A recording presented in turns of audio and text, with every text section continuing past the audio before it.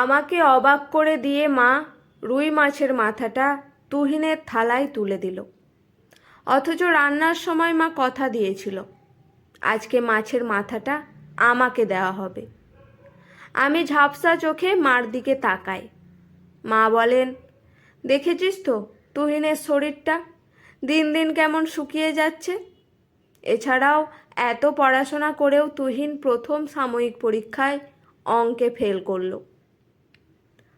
আমি মার চোখে চোখ রেখে বলি, আমিও তো গত পরীক্ষায় ইংরেজিতে 26 পেলাম। কই, আমাকে নিয়ে তো তোমরা ভাবলে না।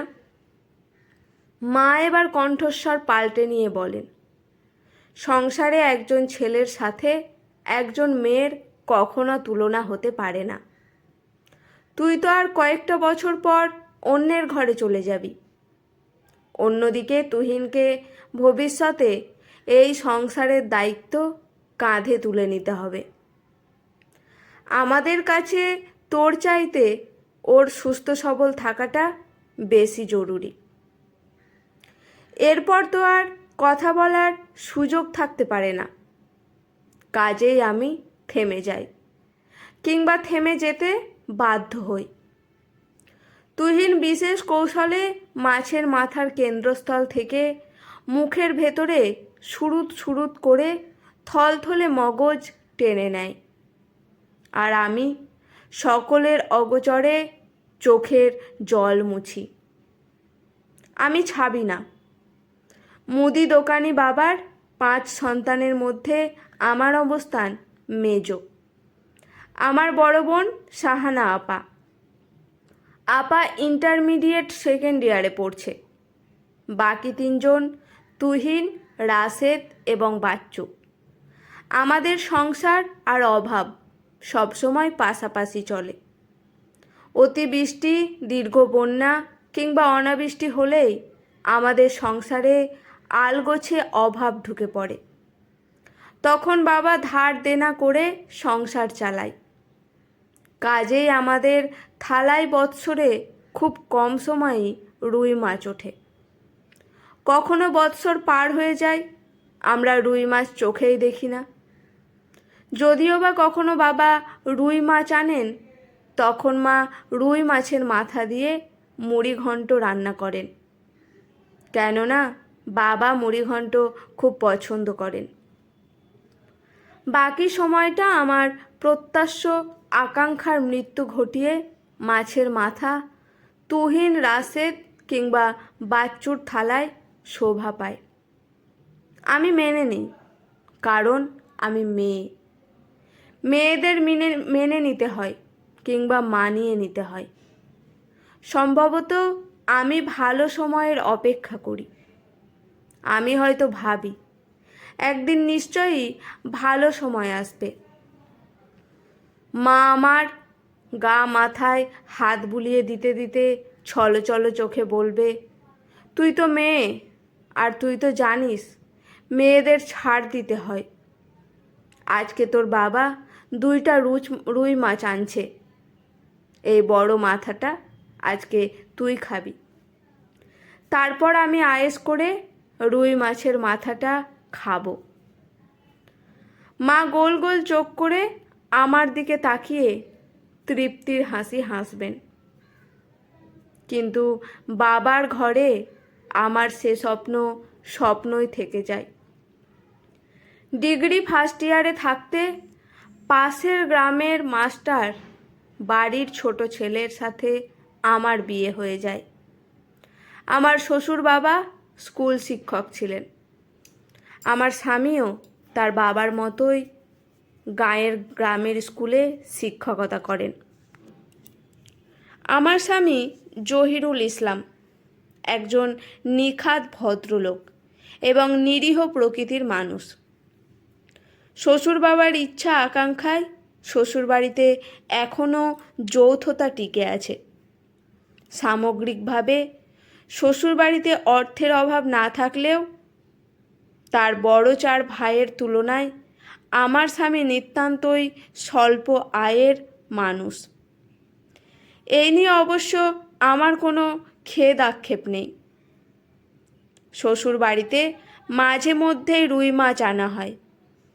এছাড়া কোনো অনুষ্ঠানের আয়োজন করা হলে রুই মাছের ছড়াছড়ি পড়ে যায়। এখানেও আমাদের বাড়ির মতোই পুরুষদের থালায় রুই মাছের মাথা শোভা পায়। ভাগ্য ভালো থাকলে মাঝে মধ্যে ছেলে বাচ্চাদের থালাতেও মাছের মাথা উঠে আসে, কিন্তু মহিলাদের ভাগ্যে মাছের মাথা জুটে না। এটাকে খুবই সাধারণ একটি বিষয় বিবেচনা করে এ বাড়ির মহিলাগণ তা মেনে নেয়। আর আমি তো এ বাড়ির নতুন বউ, কাজেই আমার মধ্যে সচেতনভাবেই একটি আকাঙ্ক্ষার মৃত্যু ঘটতে থাকে। আমি আবার মেনে নেই কিংবা মেনে নিতে বাধ্য হই। আমাদের জীবনে 2 কন্যা সন্তান আছে। আমারও বয়স বাড়ে। একটা সময় আমি রুই মাছের মাথার কথা হয়তো ভুলেই যাই। বেশ কিছুদিন ধরে আমার জ্বর। গ্রামের ডাক্তার দেখিয়ে কোনো উন্নতি হয় না। আমার স্বামী আমাকে শহরে নিয়ে যাওয়ার জন্য আয়োজন করেন। আমি আর তিনি ডাক্তারের চেম্বারে বসে থাকি। ডাক্তার দেখাতে দেখাতে দুপুর গড়িয়ে বিকেল হয়ে যায়। অতঃপর দুপুরের খাবার খাওয়ার জন্য আমাকে নিয়ে সে একটা হোটেলে ঢুকে। পাশের একটি টেবিলে একজন লোক রুই মাছের মাথা দিয়ে ভাত খাচ্ছেন। আমার মধ্যে সেই পুরনো ইচ্ছা আকাঙ্ক্ষা আবার জাগ্রত হয়ে ওঠে। আমি লজ্জা শরম পাশে ঠেলে দিয়ে বলি, আমি রুই মাছের মাথা দিয়ে ভাত খাবো আজ। তিনি হাসতে হাসতে আমার জন্য রুই মাছের মাথা ফরমায়েশ করেন। আমার জন্য একটা বিশেষ থালার বিশাল সাইজের রুই মাছের মাথা আনা হয়। আমি অবাক, বিস্ময়ে সেই মাথার দিকে তাকিয়ে থাকি।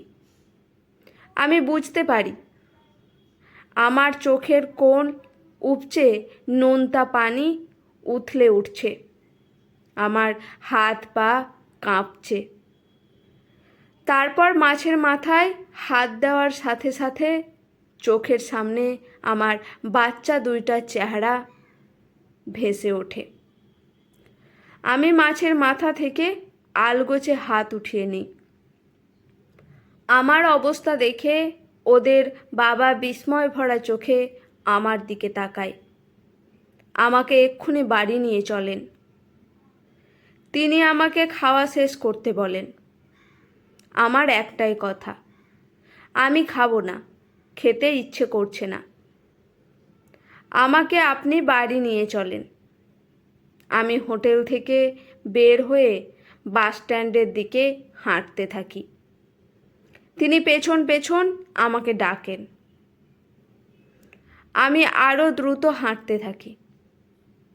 সব কিছু পেছনে ফেলে আমাদের বাস ছুটে চলেছে, আর আমি তার বিশ্বস্ত কাঁধে মাথা রেখে মাতৃত্বের নোনতা জলে ভাসতে থাকি,